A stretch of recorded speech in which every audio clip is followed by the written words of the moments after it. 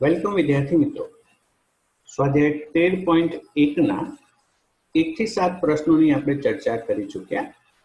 હવે એક્ઝામ્પલ 8 થી આજે ડિસ્કશન શરૂ કરીશું.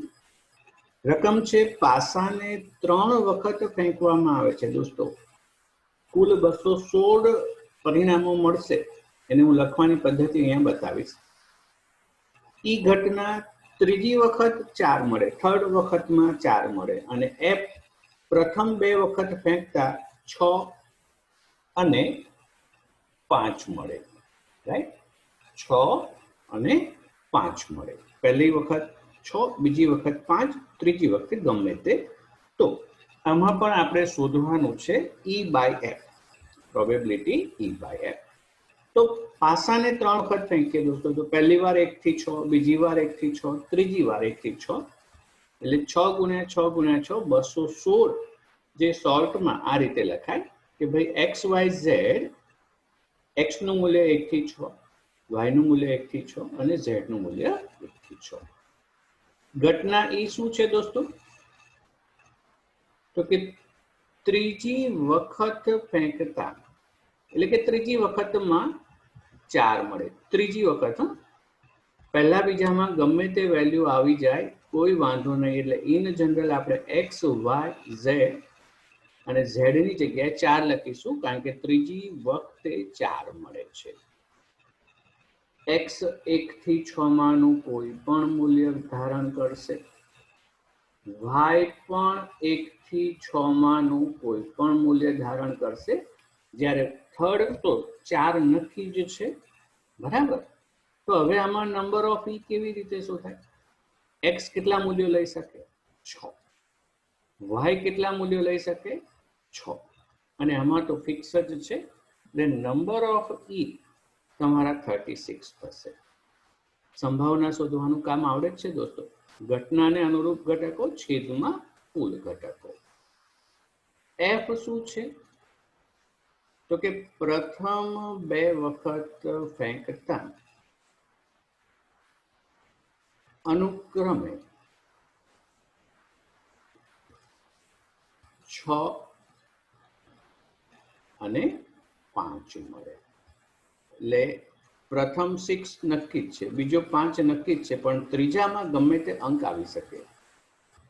અને એ ઝેડ ની વેલ્યુ 1 થી 6 માની કોઈ પણ હશે. તો દોસ્તો, હવે તમે મને કહો કે નંબર ઓફ એફ શું થાય? તો કે આ તો ફિક્સ જ છે, આ એક જ વેલ્યુ, આ પણ એક જ વેલ્યુ, પણ અહીંયા 6. So number of F is equal to 6 મળશે. બરાબર છે? ઓકે. હવે વાત આવી ઈ છેદ એફ ની. ઈ છેદ એફ એટલે શું? સાંભળજો. ઈ છેદ એફ એટલે શું? ત્રીજી વખત 4, પહેલી વખત 6, બીજી વખત 5, આમને એ કહેવાશે. તો હવે તો એક જ ઘટક મળશે તમને, અને એ ઘટક આવશે દોસ્તો 6, 5 અને 4. ત્રીજી વખત 4 મળવા જોઈએ, પહેલી વખત 6, બીજી વખત 5, તો આવો તો એક જ ઘટક થાય ને. So number of E is equal to 1. આ જસ્ટ નંબર લખ્યા છે, પ્રોબેબિલિટી નથી લખી દોસ્તો. બરાબર? ઓકે. હવે આ બધાની પ્રોબેબિલિટી જો જાણવી હોય તો પ્રોબેબિલિટી ઓફ ઈ, ઘટનાને અનુરૂપ ઘટક કેટલા છે ભાઈ? ઘટનાને અનુરૂપ ઘટક 36. લખી રાખું છું, જરૂર પડે ના પડે એવી ચિંતા ના કરો તમે. પ્રોબેબિલિટી ઓફ એફ કેટલી થશે દોસ્તો? 6/216. અને ઈ છેદ એફ શું થશે? તો કે 1/216. હવે જે મેઇન વસ્તુ છે, ઈ બાય એફ જોઈએ ને આપણે. તો probability of E intersection F divided by probability of F, 1/216 અને એફ ની 6/216. 216 કેન્સલ થતા તમને જવાબ મળશે 1/6. કે બરાબર છે? સરસ. મતલબ ઘટકો લખતા આવડે તો બેઝિક વાતો તો તમને આવડે છે. હવે જે દાખલો આવી રહ્યો છે બહુ મજાનો છે. તમારું માઇન્ડ એ સિચ્યુએશનનું આઈડિયા મેળવી લેશે તો દાખલો ઈઝી લાગશે, નહીં તો સમજવામાં તકલીફ કરશે.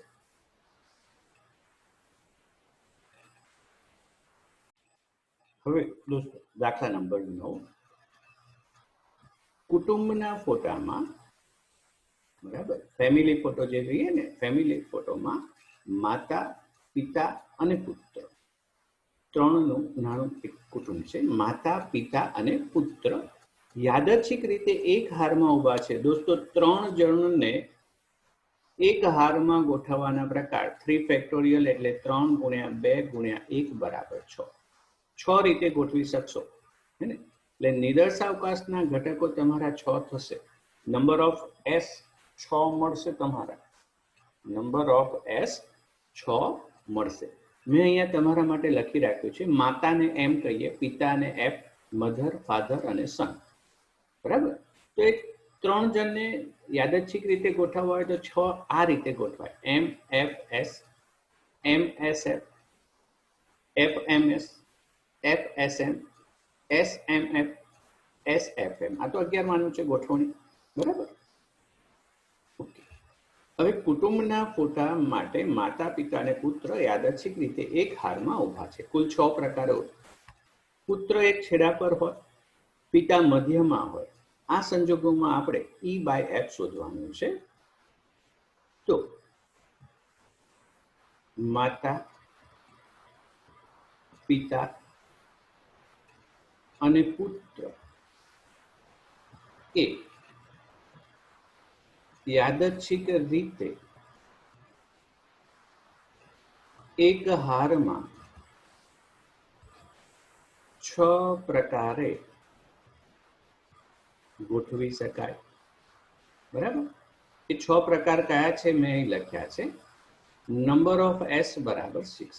તમારે લખવું હોય તો એસ કરીને ટ્રિપલેટમાં, ટ્રિપલેટ એટલે શું? ત્રેયા. એમ એફ એસ આ એક, એમ એસ એફ, આવી રીતે આ 6 એ 6 અહીં લખી દેજો. હવે ઘટના ઈ શું કહે છે? પુત્ર એક છેડા પર છે, કોઈ બી સાઈડ, લેફ્ટ સાઈડ પર કાં તો રાઈટ સાઈડ પર. તો ઈને અનુરૂપ પુત્ર એક જ સાઈડ પર હોય. જો આ સન આ એક સાઈડ પર છે, આ બીજી, આ ત્રીજી અને આ ચોથી છેડા પર હોય. પુત્ર એક છેડા પર હોય તો એને અનુરૂપ ઘટકો હું દર્શાવી દઉં. M F S, F M S, S M F, S F M, બરાબર. એટલે ઘટનાને અનુરૂપ ઘટકો તમારા 4 થયા. એફ શું છે દોસ્તો? તો કે પિતા મધ્યમાં છે, પિતા મધ્યમાં છે. ચાલો, પિતા મધ્યમાં છે, એફ વચ્ચે આવે, બ્લુ કલરથી એફ વચ્ચે આવે એવા 2 જ ઘટકો છે. તો એફ ને અનુરૂપ 2 જ એલિમેન્ટ આવશે. એમ એફ એસ આપણી ટ્રિપલેટ અને એસ એફ એમ, બરાબર. સો નંબર ઓફ એફ 2 થયા. હવે તમારે ઈ છેદ એફ ની બી જરૂર પડવાની ને. ઈ છેદ એફ, ચાલો બંનેમાં હોય એવા કોણ છે જુઓ. એમ એફ એસ છે અહીંયા, એમ એફ એસ છે, યસ આ રહ્યા. એસ એફ એમ છે, એસ એફ એમ છે, યસ આ રહ્યા. એટલે M F S, S F M. So number of E છેદ એફ પણ 2 થયા, બરાબર. હવે આ કેલ્ક્યુલેશન હું અહીંયા લખીશ કે probability of E by F is equal to E છેદ એફ. આ સમજણ માટેનું છે, જે જવાબમાં નથી દર્શાવવાનું તમારે. પ્રોબેબિલિટી ઓફ એફ, ચાલો ઈ છેદ એફ કુલ 6 છે એટલે 2/6. અને એફમાં કેટલા છે છોકરાઓ? એફમાં એ પણ 2/6. તો પ્રોબેબિલિટી 1 આવી જશે, ખરું? તો આવો સરસ સિમ્પલ મજાનો પ્રશ્ન છે દોસ્તો. ક્લિયર? Very good. આગળ વધીએ હવે.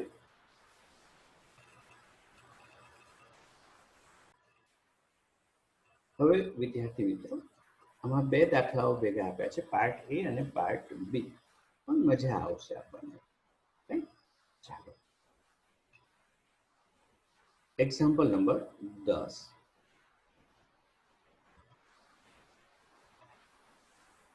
એક કાળા રંગના અને એક લાલ રંગના પાસાને ફેંકવામાં આવે છે. દોસ્તો, રંગ કાળો હોય કે લાલ હોય, એની પર 1 થી 6 નંગ હશે જ. આની પર પણ 1 થી 6 નંગ લખાયેલા જ હશે. એટલે નિદર્શાવકાશના ઘટકોની સંખ્યા તમારી 6 ગુણ્યા 6 36 થશે. 36 એ 36 એલિમેન્ટ તમારા મગજમાં હોવા જોઈએ. કયા કયા? 1 1 1 2 1 3 1 4 1 5 1 6 2 1 2 2, આ રીતે અપ ટુ 6 6. બરાબર. હવે જુઓ, પહેલો દાખલો કે કાળા રંગના પાસા પર સંખ્યા 5 મળે તેમ આપેલ હોય, આ છેદમાં જશે. This is given. કન્ડિશન છે કે કાળા રંગના પાસા પર સંખ્યા 5 મળે તેમ આપેલ હોય, એટલે આને હું ઘટનાનું નામ બી આપી દઈશ. તો બંને પાસા પરના અંકોનો સરવાળો 9 કરતા વધુ હોય, આને ઘટના એ આપીશ. બરાબર. અને એ બાય બી એવું શોધવાનું છે. તમે નામ ઈ અને એફ આપો, મને કોઈ વાંધો નથી દોસ્તો, નામ ગમે તે આપો. તો ઘટના એ, જે મેં અહીંયા કીધું તેમ, કે બંને પાસા પરના અંકોનો સરવાળો 9 કરતા વધુ, રાઈટ. અને ઘટના બી કહીશું આપણે કાળા રંગનો, એટલે કે પહેલો કાળો રંગ છે, એટલે કાળા રંગના પાસા પર 5 મળે. મતલબ તમારા 36 ઘટકમાંથી ઘટના બી માં એવા ઘટકો લેવાના જેમાં પહેલો 5 આવતો હોય, બધા જ ચાલે. બીજામાં શું એ નહીં જોવાનું, પહેલામાં 5 આવતો હોય એ ઘટનાને અનુરૂપ ઘટક થશે. તો હવે આપણે ઘટનાને અનુરૂપ ઘટકો લખીએ દોસ્તો. બરાબર. અહીં તમારે 36 લખવા હોય તો લખજો, મને કઈ જ વાંધો નથી. 1 1 થી સ્ટાર્ટ કરજો અને 6 6 સુધીના બધા 36 એલિમેન્ટ લખી શકશો. હવે તમે એવું જુઓ કે અંકોનો સરવાળો 9 થી વધુ હોય, બરાબર, અંકોનો સરવાળો 9 થી વધુ હોય તો એક સીધી 4ની લાઈનમાંથી જ આવશે. અહીં તમારા માટે જો હું લખી લઉં તો 1 1 1 2, સોરી, 1 3 1 4 1 5 1 6. માઇન્ડમાં હોય તો વધારે મજા રહેશે દોસ્તો. 2 1 2 2 2 3 2 4 2 5 2 6 3 1, તમારો એસ લખાય છે. 3 1 3 2 3 3 3 4 3 5 3 6, right? 4 1 4 2 4 3 4 4 4 5 4 6 5 1 5 2 5 3 5 4 5 5 5 6 6 1 6 2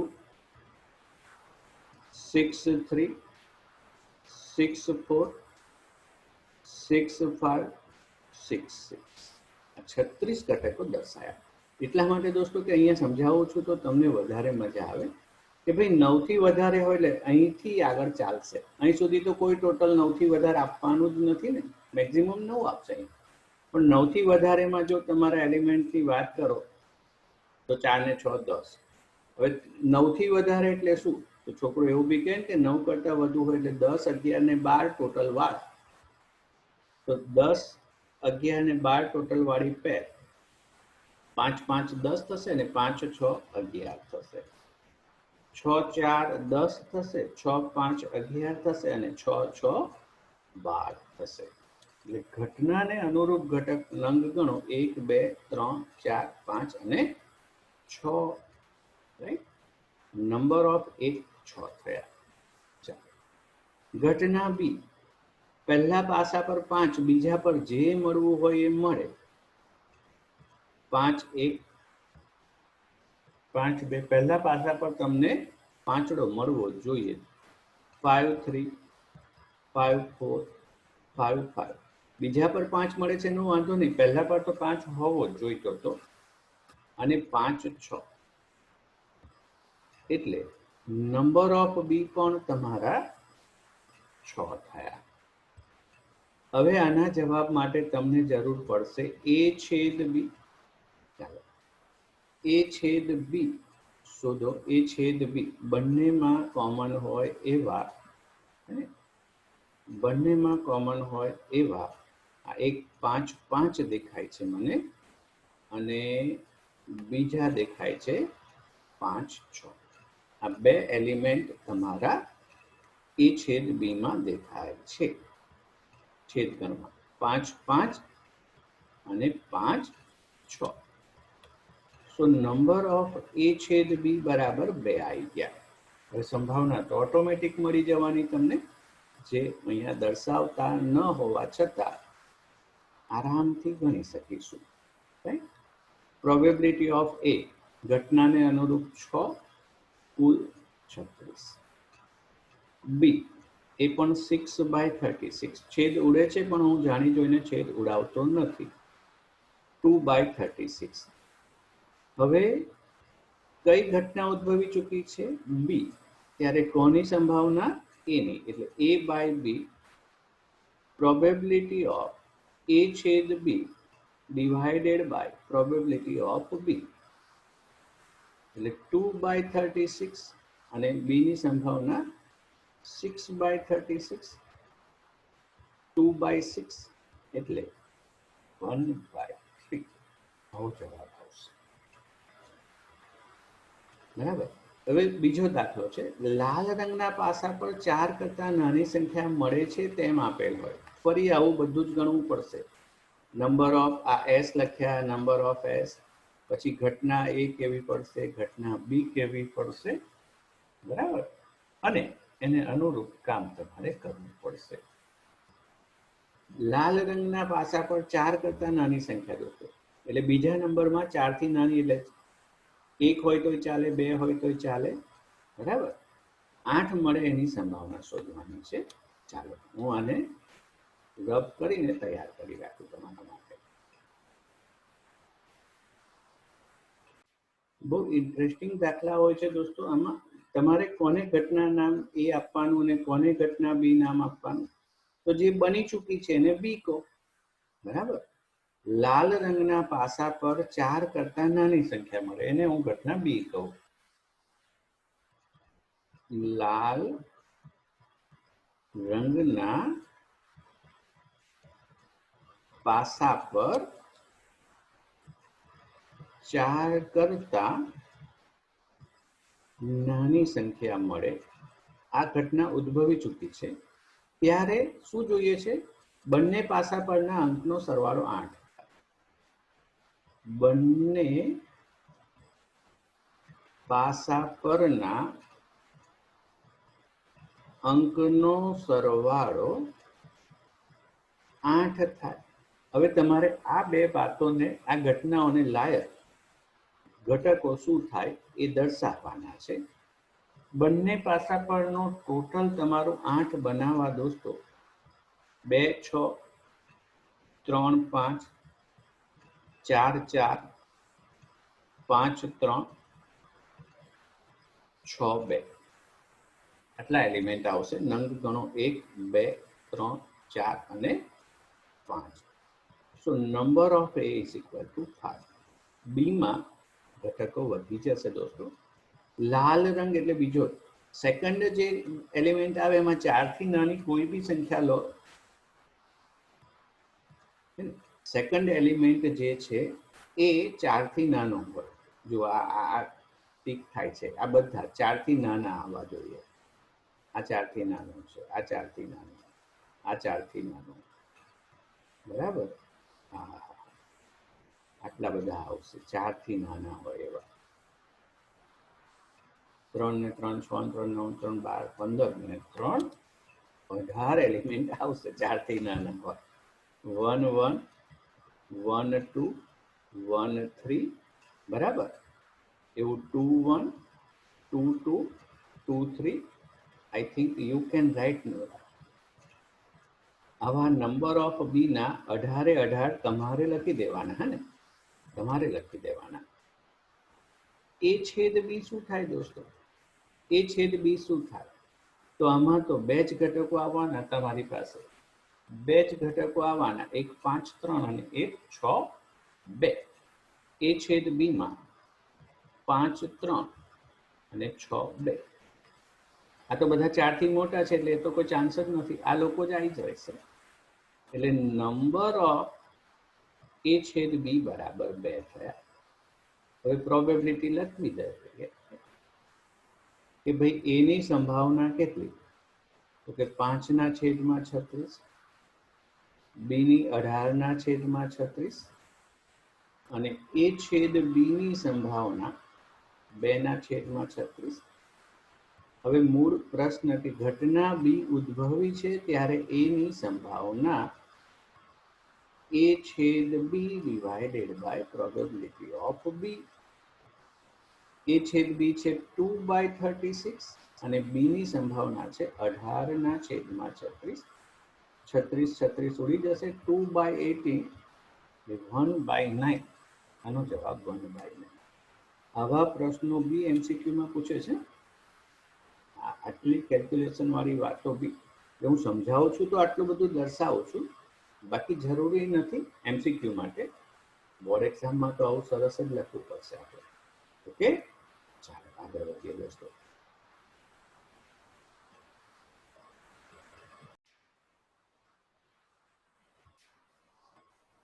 હવે દોસ્તો આમાં જે બધી વાતો છે એ આપણે સમજીએ. 3 પ્રશ્નો છે તો 1 બાય 1 સોલ્વ કરીશું આપણે.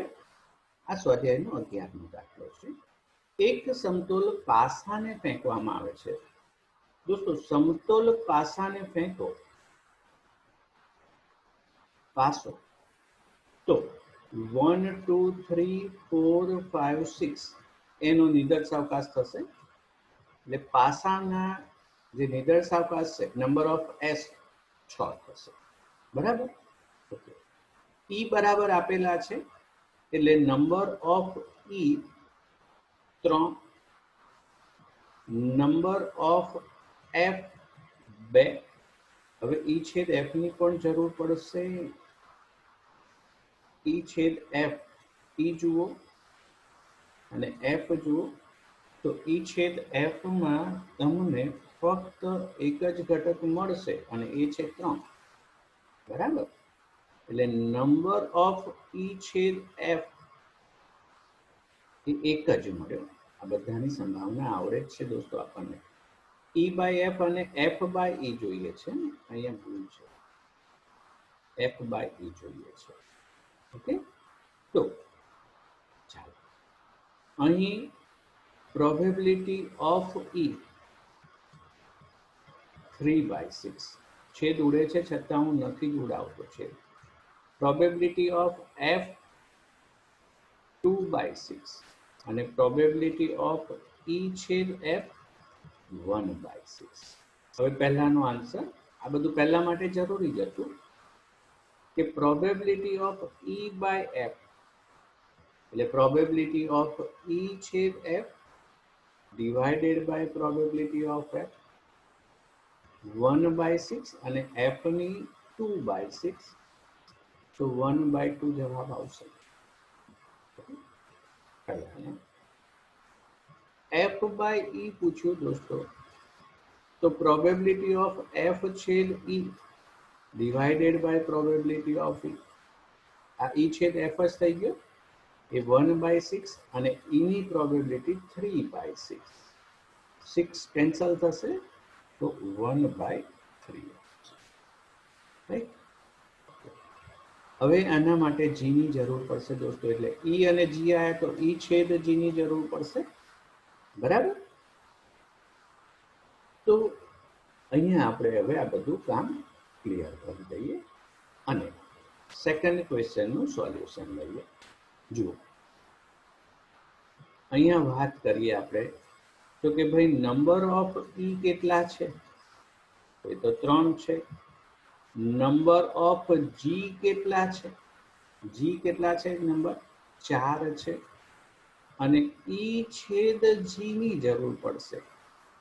સૂત્ર લાગશે તો ઈ છેદ જી, ઈ અને જી બે ઘટકો છે તમારા સામાન્ય હોય એવા, બરાબર. 3 અને 5 એટલે નંબર ઓફ ઈ છેદ જી બરાબર 2. હવે તમામની પ્રોબેબિલિટી લખીશું કે probability of E 3/6, probability of G 4/6 અને પ્રોબેબિલિટી ઓફ ઈ છેદ જી 2/6 છે. હવે પ્રોબેબિલિટી ઓફ ઈ બાય જી, તો બેવનો છેદ ગણ અને છેદમાં આ જે છે તે ઈ છેદ જી ની પ્રોબેબિલિટી તમારી 2/6 અને જી ની પ્રોબેબિલિટી 4/6. 2/4 એટલે 1/2. સારી વાત છે. અને probability of G by E, so G છેદ ઈ, પ્રોબેબિલિટી ઓફ ઈ, જી છેદ ઈ આ 2/6 અને ઈની પ્રોબેબિલિટી 3/6. 6 ઉડી જશે એટલે 2/. ઓકે. હવે દોસ્તો આ મજાનો પ્રશ્ન છે, તો ચાલો આને ક્લિયર કરી દઈએ.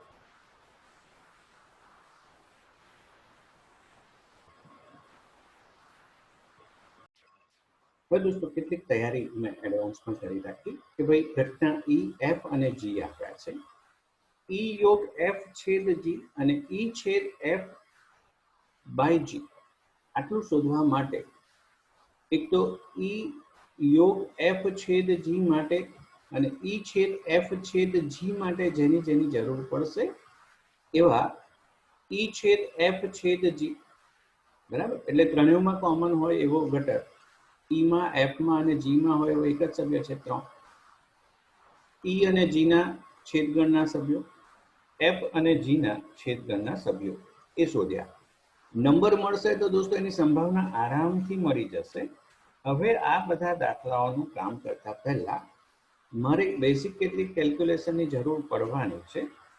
એ છે ઈ બાય જી, બધાના છેદમાં જી છે ને, એટલે ઈ બાય જી એટલે ઈ છેદ G divided by probability of જી.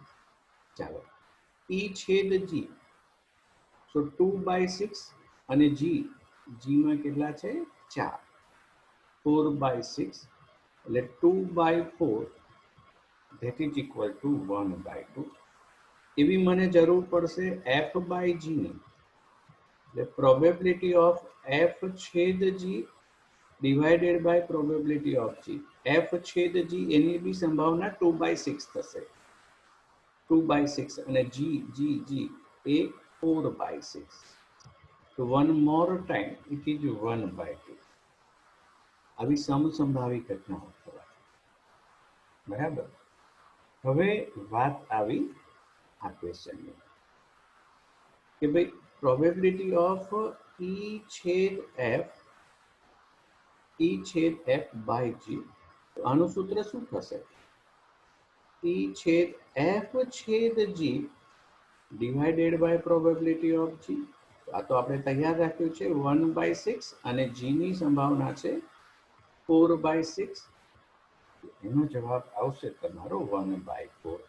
અને મોસ્ટ આઈએમપી જે પાર્ટ છે એ આ છે કે પ્રોબેબિલિટી ઓફ ઈ યોગ એફ બાય જી, આનું સ્પેશિયલ સૂત્ર જ છે દોસ્તો, મેં તમને એબી ના નામથી શીખવાડ્યું. Probability of E by G, probability of F by G minus probability of E છેદ F by G. E by G ની સંભાવના આપણે ગણીને રાખી છે 1/2, આ પણ 1/2 અને E છેદ F જુઓ, ચાલો E છેદ F એક જ એલિમેન્ટ છે ને કોમન, અને કુલ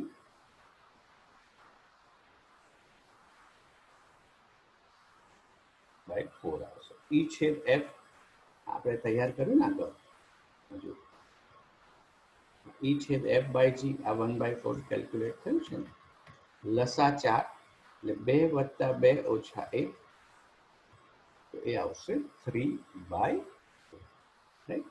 આ પાર્ટ વધુ આઈએમપી છે દોસ્તો, બધામાં આ ભાગ એકલો પૂછી શકાય એવો સરસ છે. આગળ વધીએ.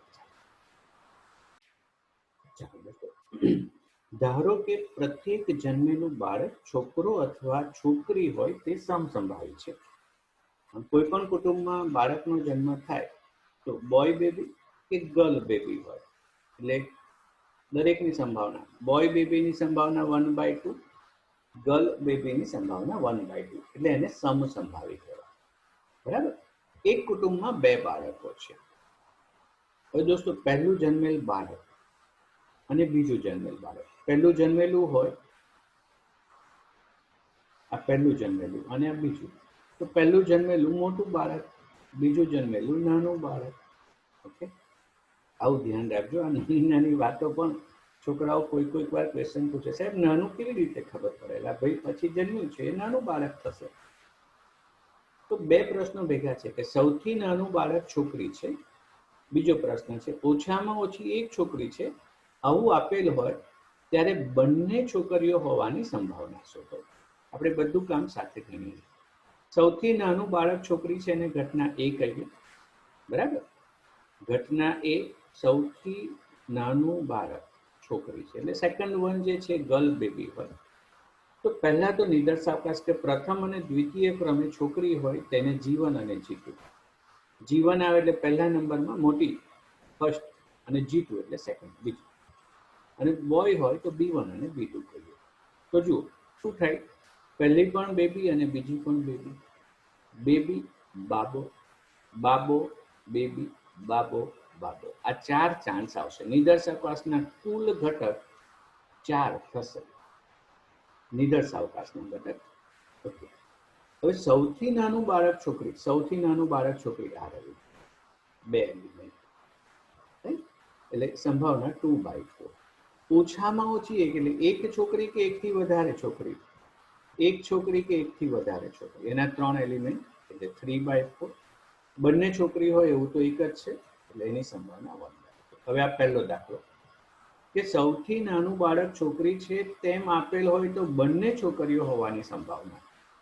સૌથી નાનું બાળક છોકરી છે એ ઘટના એ થઈ, એ આપી દીધું છે, ત્યારે બંને છોકરીઓ હોવાની સંભાવના, એટલે પ્રોબેબિલિટી ઓફ C છેદ A divided by probability of.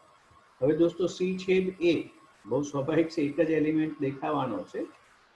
C છેદ A એટલે એની સંભાવના 1/4 અને એની સંભાવના 2/4. સો આન્સર વિલ બી 1/2. સંભાવના આવડી જશે ને. C છેદ A કોમન એલિમેન્ટ શોધવાનો હતો, જે મને ખબર જ છે એટલે મેં અહીંયા લખી દીધો.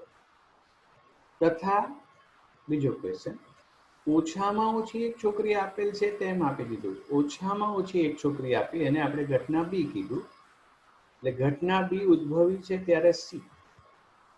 તો અહીંયા પણ પ્રોબેબિલિટી ઓફ C છેદ B divided by probability of B. બીની પ્રોબેબિલિટી તો 3/4 લખી શકીશું. C છેદ B જુઓ દોસ્તો, C છેદ B એમાં પણ આ એક જ એલિમેન્ટ કોમન આવવાનો કે નહીં, તો it is one more time 1/4.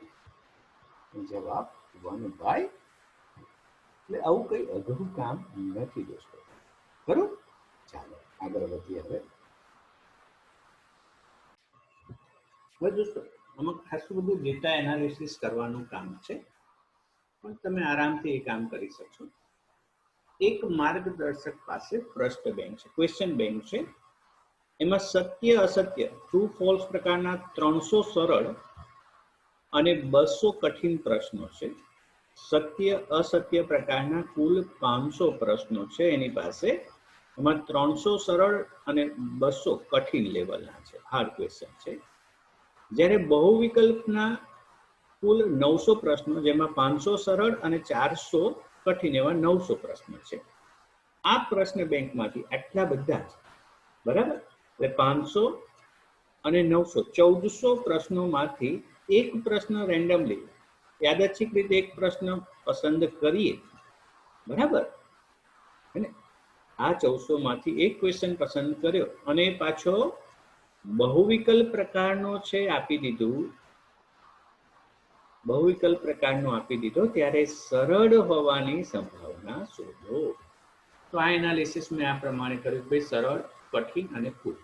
સત્ય અસત્ય પ્રકાર છે ને બહુવિકલ્પ છે. સત્ય અસત્યમાં સરળ 300 અને કઠિન 200, કુલ 500 પ્રશ્નો. બહુવિકલ્પમાં 500 સરળ અને 400 કઠિન, 900 પ્રશ્નો. કુલ 800 સરળ અને 600 કઠિન ને કુલ 1400 થઈ ગયા, બરાબર? તો આપણે દરેકનું નામ આપી દઈએ કે ઈ ઇઝી સરળ પ્રશ્ન હોય, ડી કઠિન પ્રશ્ન હોય, ટી ટ્રુ ફોલ્સ એટલે સત્ય અસત્ય, અને એમ મલ્ટિપલ ચોઇસ બહુવિકલ્પ પ્રકારના પ્રશ્નો. આ આપણું કોષ્ટક બને. હવે તમને શું પૂછ્યું કે બહુવિકલ્પ પ્રકારનો હોય, બહુવિકલ્પ પ્રકારનો હોય ત્યારે સરળ હોવાની સંભાવના. કેટલું ઇઝી થઈ ગયું. ઈ બાય એમ જોઈએ છે એટલે ઈ છેદ એમ ડિવાઇડેડ બાય પ્રોબેબિલિટી ઓફ એમ. હવે મિત્રો મારા જોજો, ઈ છેદ એમ, ઈ છેદ એમ, બરાબર? ઈ એટલે શું? સરળ, અને એમ એટલે શું? બહુવિકલ્પ પ્રશ્ન. સરળ અને બહુવિકલ્પ વાળા પ્રશ્નોમાં જવાનું છે કે સરળ અને બહુવિકલ્પ, તો જે નાનું હોય એ જ આવે ને. બહુવિકલ્પ અને સરળમાં કોમન જતા રહેશે 500. 900 ને 500 માંથી છેદગણમાં તો નાનો જવાબ આવે ને, એટલે ઈ છેદ એમ 500 આવશે. સરળ અને બહુવિકલ્પ, સરળ અને બહુવિકલ્પ. અહીંયા જુઓ 500 ફિગર આવે. સરળ અને બહુવિકલ્પ 500, બરાબર? સરળ અને બહુવિકલ્પ 500, અને કુલ તો પ્રશ્નો 1400 છે તમારા. અને મલ્ટિપલ ચોઇસ લેવલના, મલ્ટિપલ ચોઇસ બહુવિકલ્પમાં કુલ કેટલા પ્રશ્નો? 900, આ 1400, બરાબર? એટલે એ વસ્તુ અહીંયા મેં તૈયાર કરી દીધી. 5/14, 9/14. આ ન દર્શાવો તો બી ચાલશે. આન્સર 5/9. ઓકે, આગળ વધીએ દોસ્તો. હવે મિત્રો આમાં ઉદાહરણો, સોરી, MCQ પર જ્યારે આપણે આવી ચૂક્યા છે ત્યારે 2 દાખલાઓના કામ મેં તમારા માટે હોમવર્કમાં રાખ્યા છે. 13.1 નો 14મો અને 15મો સ્વાધ્યાય. 13.1 નો એક્ઝામ્પલ 14 અને 15 બહુ સિમ્પલ છે, અને આપણે ઘણી બધી આજની જે પ્રેક્ટિસ કરી છે તો તમે એનું રિવિઝન આના દ્વારા કરી શકશો, બરાબર? 14 અને 15 એ તમારું હોમવર્કનું કામ રહેશે દોસ્તો. અને હવે MCQના આ 2 પ્રશ્નોની ચર્ચા કરીએ. ડેટા આપેલો છે, જોતામાં જ સ્ટુડન્ટ કહી દઈ શકે એવો જવાબ છે, છતાં હું અહીં કેલ્ક્યુલેશન કરું કે ભાઈ બાય ડેફિનેશન આ બેનો છેદગણ, પણ પ્રોબેબિલિટી ઓફ બી તો 0 આપ્યું છે, રાઈટ? એ છેદ બી શું થશે એની મને ચિંતા બી નથી. છેદમાં 0 આવ્યો ને તો અવ્યાખ્યાયિત થઈ જાય. આ 16મો MCQ છે, એટલે સ્વાધ્યાયનો દાખલો, અને આ 17મો. એ અને બી માટે દોસ્તો a by B is equal to B by A આપ્યા. a by B by definition આપણે શું લખી શકીશું? a છેદ B divided by probability of B. અને બી બાય એ હોય ને તો હું શું લખીશ? તો બી a છેદ બી જ, કે બી છેદ એ એટલે a છેદ બી જ થવાનું છે. હવે probability of a by b is equal to probability of b by a, બરાબર? a છેદ b divided by probability of B, and here also A છેદ B divided by probability of. Cancel થઈ જશે તો તમને આન્સર મળશે PA is equal to PB. Answer B આવશે. ખરું ને? ઘટના બી 0 થાય ને દોસ્તો, અહીંયા એનો અર્થ એવો થયો કે ઘટના બી ઉદ્ભવતી જ નથી. ઘટના બી ઉદ્ભવતી જ ના હોય તો એને સાપેક્ષ બીજી કોઈ ઘટનાની વાત જ કેવી રીતે કરાય? એવી રીતે બી તમે જવાબ વિચારી શકો. ઓકે, તો સ્વાધ્યાય 13.1 ના આ બે પ્રશ્નો તમારા હોમવર્કના રહેશે. શ્યોરલી એને સોલ્વ કરજો દોસ્તો. અને ચાલો મળીએ છે નવા મુદ્દાઓ સાથે નવા લેક્ચર.